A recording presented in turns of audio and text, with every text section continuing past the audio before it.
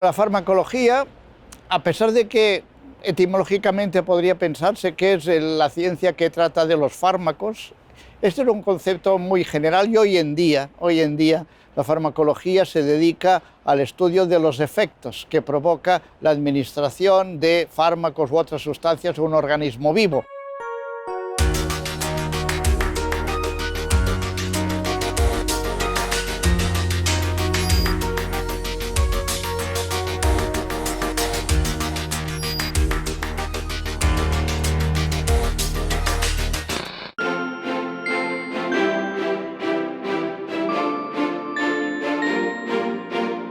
La farmacología se ocupa de todos los efectos en un sentido muy general. Hablamos pues de cómo se deben administrar, cuál es el viaje que va a efectuar esta sustancia, ese fármaco en el interior del organismo, cuáles son los efectos que va a provocar, beneficiosos o adversos, y cómo finalmente abandonará este organismo, será excretado.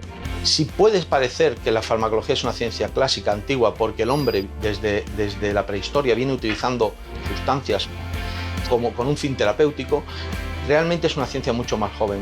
Data de principios del siglo XX, cuando realmente conocemos los mecanismos de acción de los fármacos. Los fármacos no van a funcionar, por supuesto, por arte de magia, sino que lo que van a hacer es modular la fisiología de ese organismo.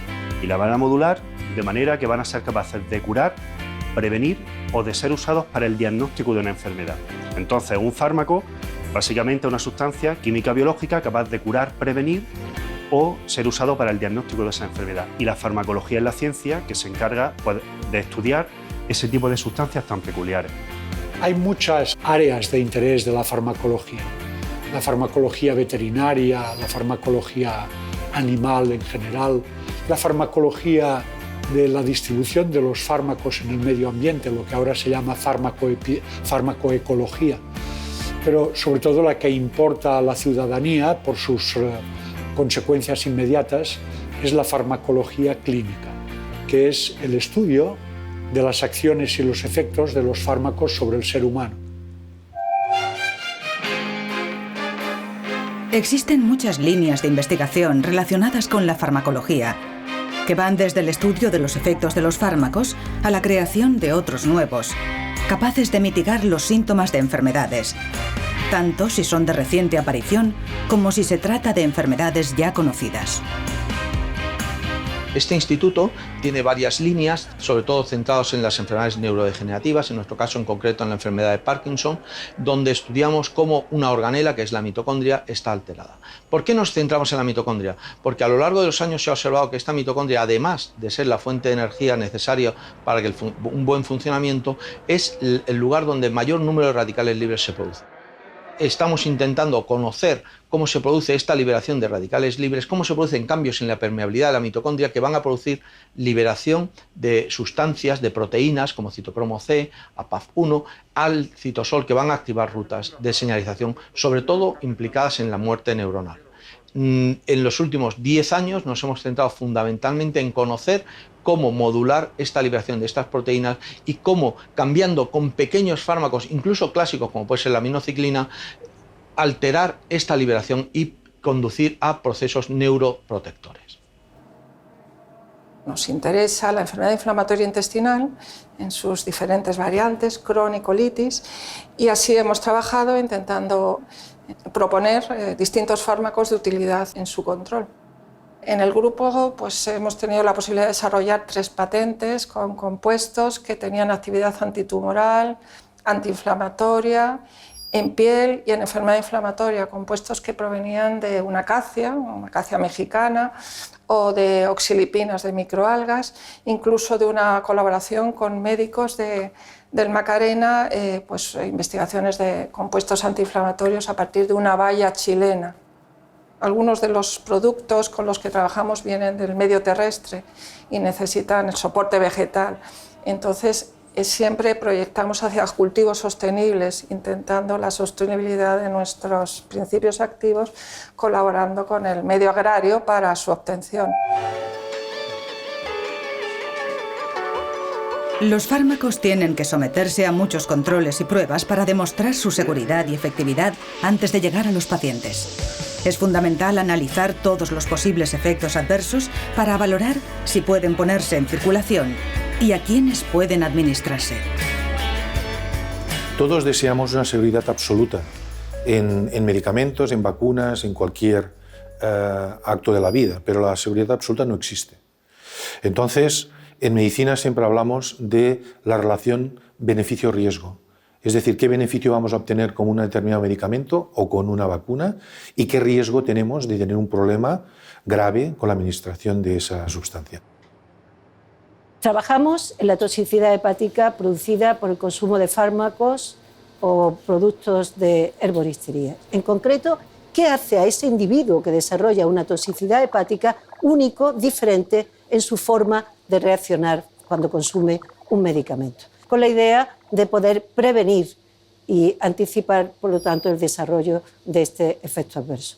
Es un problema complejo y para su abordaje tuvimos la idea pionera en el panorama internacional de crear un registro multidisciplinar en el que participan hepatólogos y farmacólogos clínicos y que además coordina a más de 50 centros en Latinoamérica y en Europa. Como ven, es una investigación muy translacional, muy enfocada a resolver los problemas del paciente y también de estas toxicidades que aparecen durante el desarrollo clínico del medicamento.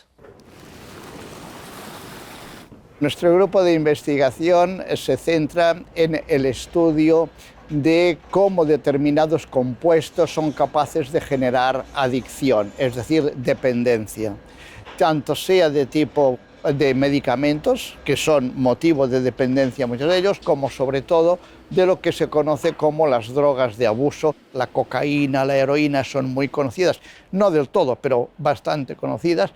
Pero lo que nos encontramos desde comienzos del siglo XXI y finales del siglo XX es la irrupción cada vez mayor de nuevas moléculas en el mercado ilegal, de las cuales esas sí que conocemos prácticamente no 0, sino menos 20. El poder saber qué efectos provocan esas sustancias y dar ese mensaje a la población es sumamente importante.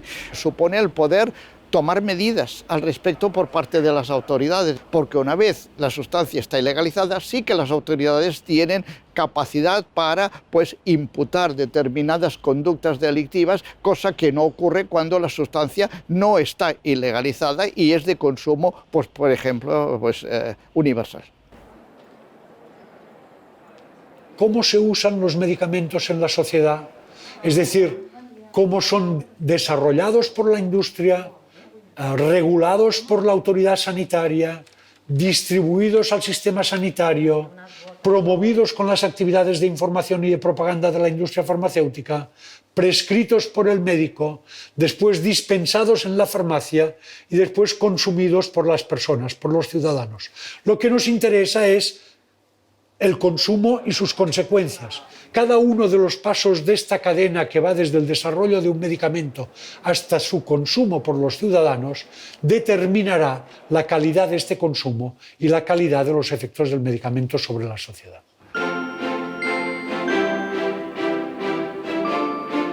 En los últimos tiempos hemos constatado la importancia de la investigación en el tratamiento de enfermedades. Un claro ejemplo son las vacunas, la única forma de frenar los contagios.